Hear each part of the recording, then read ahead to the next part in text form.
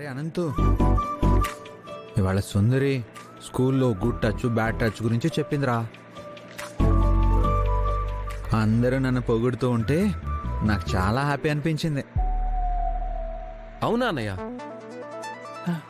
వదినా, మీరు చెప్పడం ఏంటి? ఏం లేదులే అనంత్ గారు.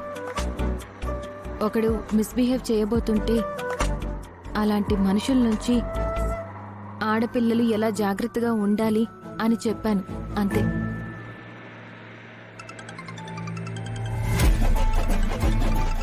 ఎవరిది నంబర్?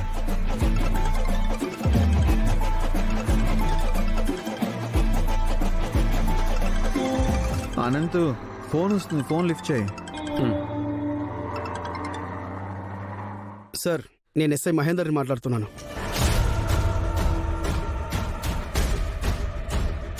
చెప్పండి సార్. మొన్న మీరు స్టేషన్కి వచ్చి గల్ఫ్ నుంచి ఇండియాకి వచ్చి తప్పిపోయిన గంగా అనే ఆవిడ గురించి కేసు ఫైల్ చేశారు కదా.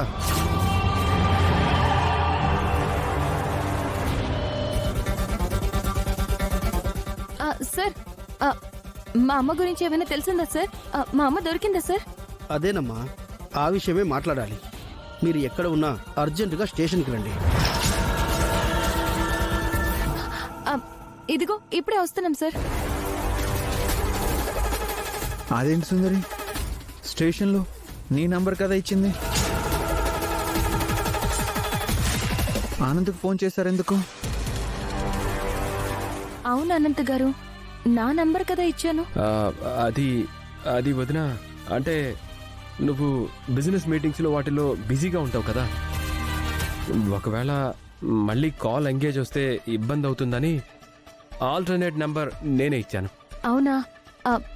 మంచి పని చేశారు అనంత్ గారు, చాలా థ్యాంక్స్.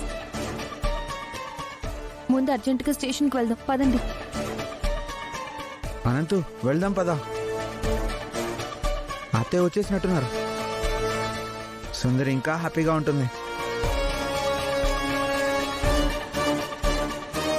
సుందరి ఇంకెప్పుడు బాధపడదు, నవ్వుతూనే ఉంటుంది. పోనీ పోనీ. అలాగే అన్నయ్య. ఇప్పుడు అత్తయ్య కనుక అన్నయ్యని చూస్తే పరిస్థితి ఏంటి? భగవంతుడా, ఏం జరుగుతుందో ఏంటో ఏమీ అర్థం కావటం లేదు.